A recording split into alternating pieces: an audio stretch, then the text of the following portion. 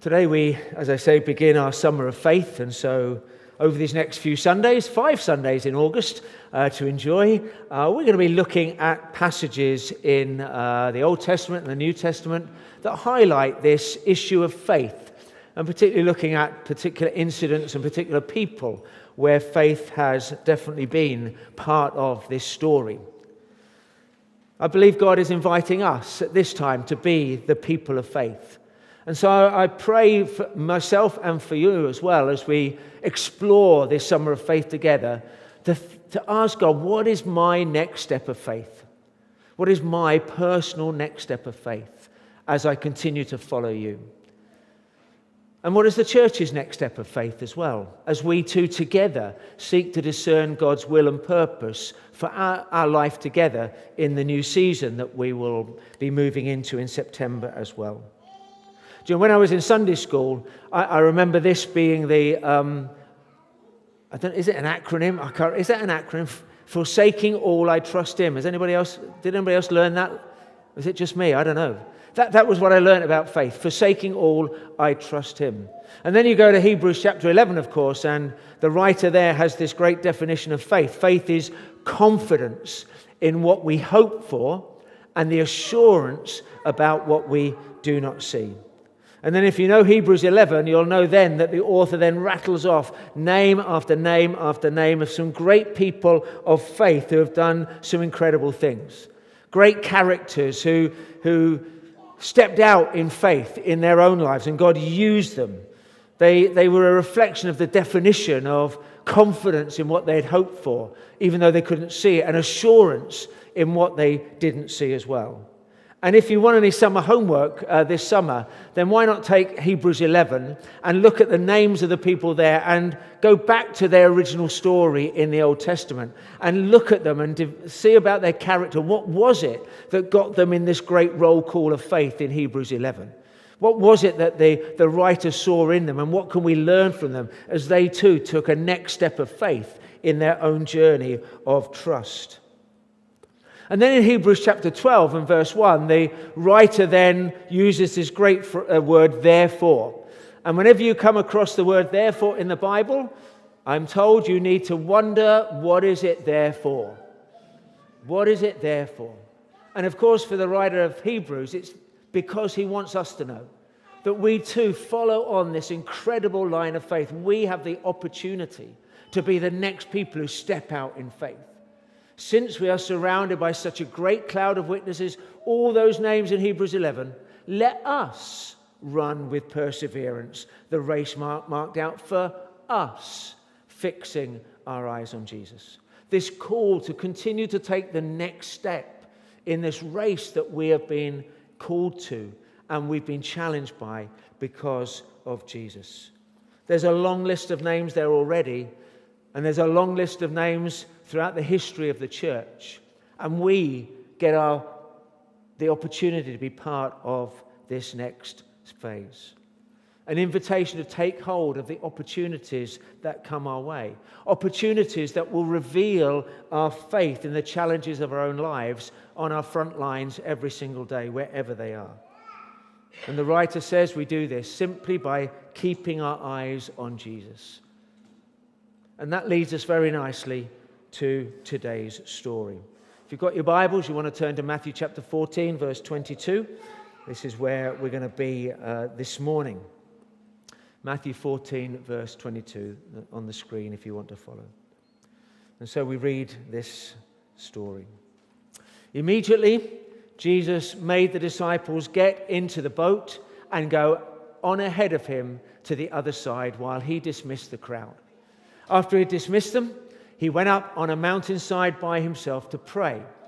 And later that night, he was there alone, and the boat was already a considerable distance from land, buffeted by the waves because the wind was against it. Shortly before dawn, Jesus went out to them, walking on the lake. When the disciples saw him walking on the lake, they were terrified. "It's a ghost," they said, and cried out in fear. But Jesus immediately said to them, "Take courage. It is I.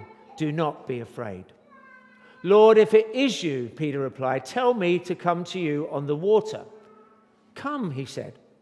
Then Peter got down out of the boat, walked on the water, and came toward Jesus. But when he saw the wind, he was afraid and beginning to sink, cried out, "Lord, save me." Immediately, Jesus reached out his hand and caught him. "You of little faith," he said, "why did you doubt?"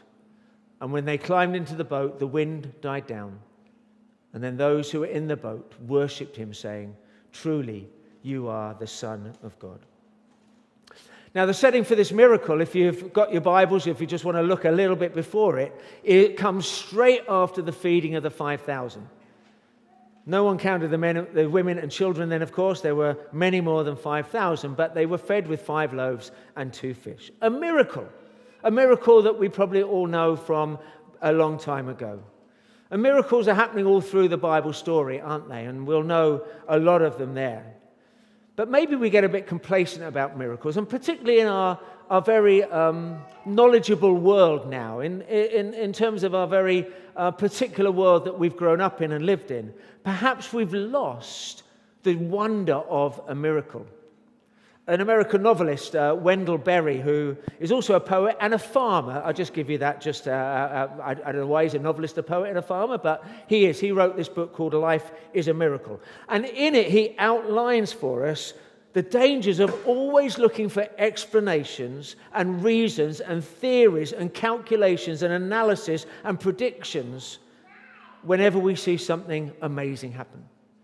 And his conclusion in this book is, to treat life as less than a miracle is to give up on it, to give up on life. That actually the whole purpose of what God is doing is to show us day after day that he is still at work, working miracles. And we want to give explanations for them and perhaps dismiss them far too easily. But miracles are at work, and we need to open our eyes to see them. Why would they have stopped? Why would they stop if God is still at work in our world? And during this summer of faith, I want us to discover the miracle of faith in each of us. What does that look like in each of our lives from now on?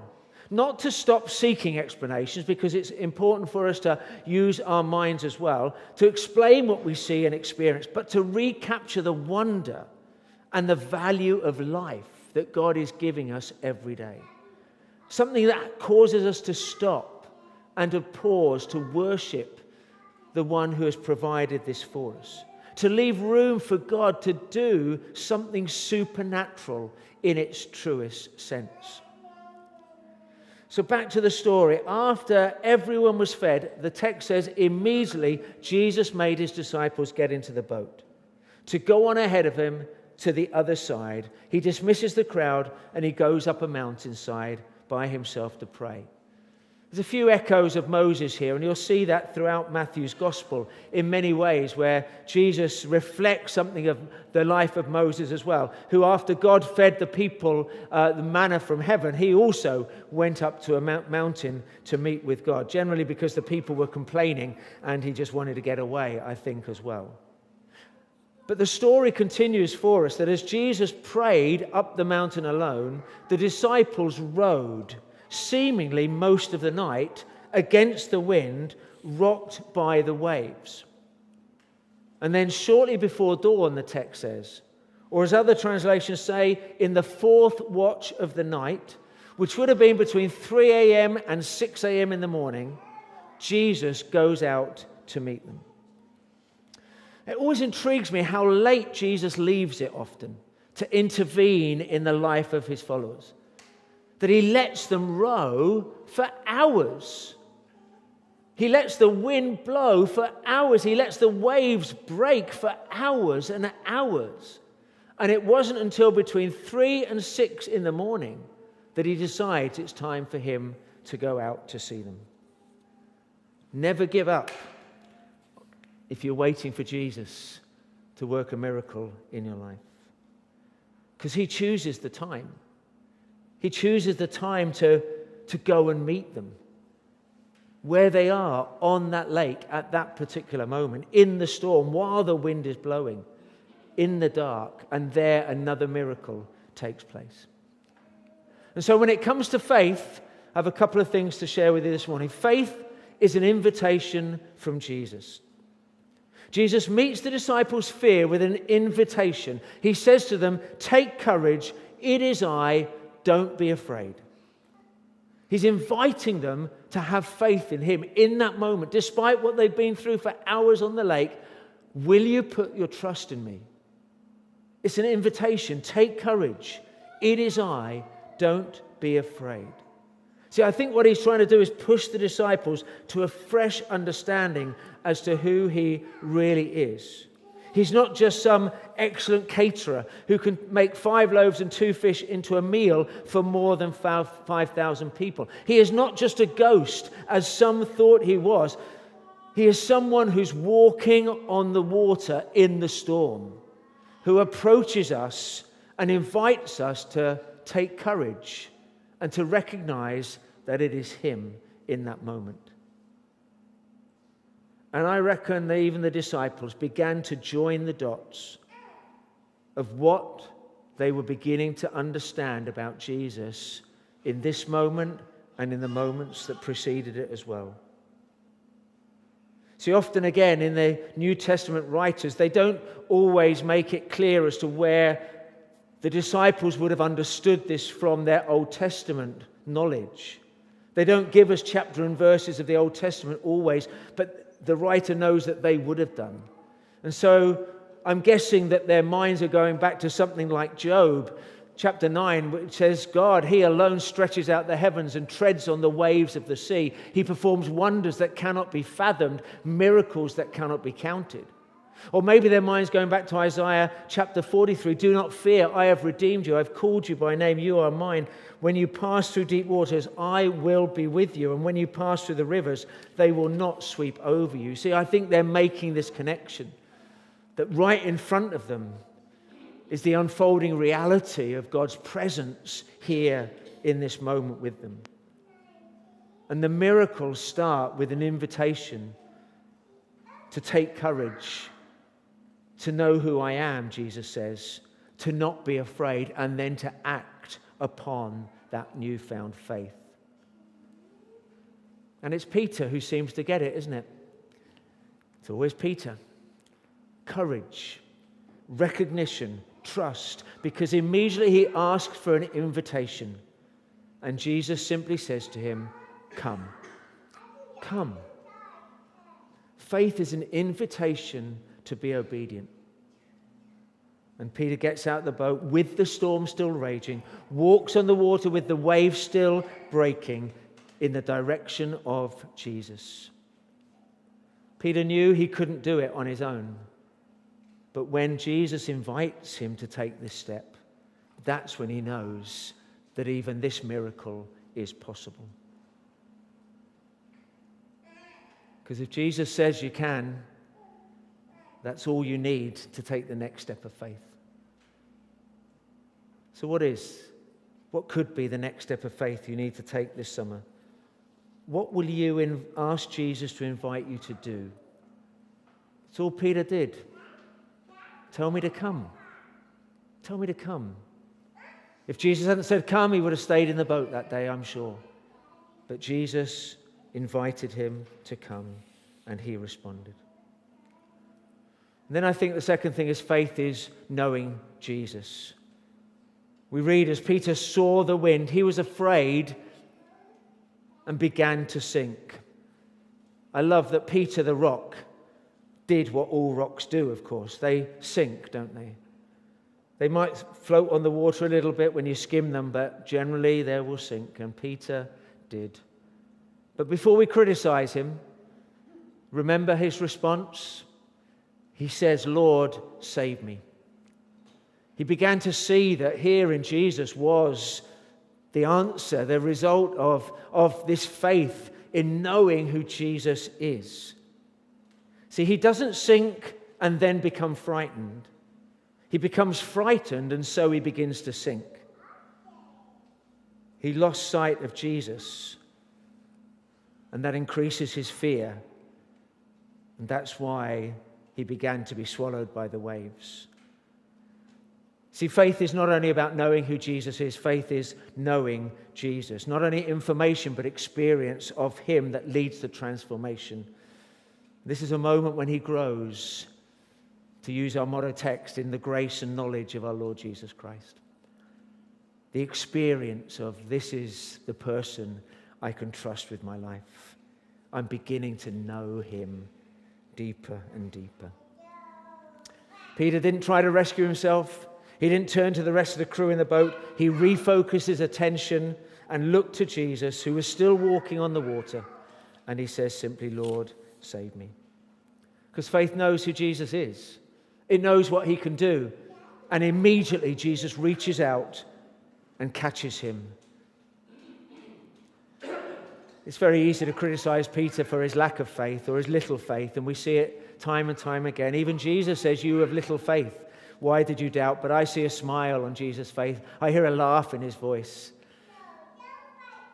Peter's faith may be little, but it's enough for what he's invited to do in that moment. And as they get in the boat together, it's only then the wind dies down. So maybe this summer, your step of faith is just to get to know Jesus more, to really get to know him, to experience his presence, to be obedient to his call, to grab your attention. And maybe for some of us, we need to be asking, Lord, save me. And give him the opportunity to immediately reach out and grab you. It is stormy. It may be stormy in your life right now, but Jesus is there. And he invites you to lift your eyes to see him, to take your eyes off the wind and the waves, and to just look to him. Then those who were in the boat worshipped him, saying, truly you are the Son of God. The title of Jesus that the angels announced before he was born. The title of Jesus that God the Father approved when Jesus was baptized. The title even the devil used against Jesus to tempt him in the wilderness. The title that Martha declared even before her brother Lazarus was raised from the dead. The title the religious authorities convicted Jesus for because he claimed the title was rightly his to use. The title that the Roman centurion at the foot of the cross uttered as he saw Jesus die. Faith leads us to recognize who Jesus is. And when we do, we can do no other than just to worship him. While Peter had his eyes on Jesus, he was the miracle in that moment. And worship draws our attention back to Jesus, even when it is stormy. I pray you'll take a step of faith this summer, that you will discern what that is, and you will move towards Jesus and whatever it is that he has in store for you. But of course, this is not just a story about walking on water. This is a story about walking on water in a storm. In fact, it's more than that. It's about walking on water in a storm when you're far out from shore. They were a considerable distance from the shore when this happened. And I believe miracles will happen far from shore. That's where we put our faith in the hands of Jesus, far from shore, even when the wind is blowing and the waves are breaking. And maybe that's the place we all should be, far from shore. Maybe that's the risks that we need to take, far from shore. Maybe that's for the church. Perhaps we're not far enough away from shore for God to do even more miracles in our midst. Maybe that's where we need to be, to get out of that boat and start walking towards him. Because faith, I believe, is at its best, far from shore, in the storm. I was thinking, when I was younger, I've only been on a boat once, I have to say. Well, apart from one of those paddle boats, I've been on one of those paddle boats. Poole Park, I recommend Poole Park to you, paddle boats. I could jump out of a boat easily when I was younger. Couldn't you?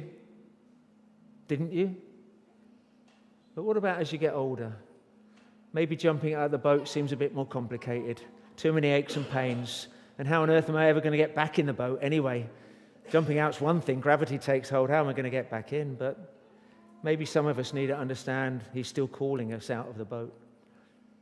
And he just wants to see us have the courage because he's the one who's calling us there. Maybe some of us have stayed in the boat far too long. And he's calling you out, still calling you out to the place where miracles begin to happen as we take our step of faith. So what will it be during this summer of faith? Where will he be calling you? You don't need to be afraid. You can take courage because it's him who's calling you.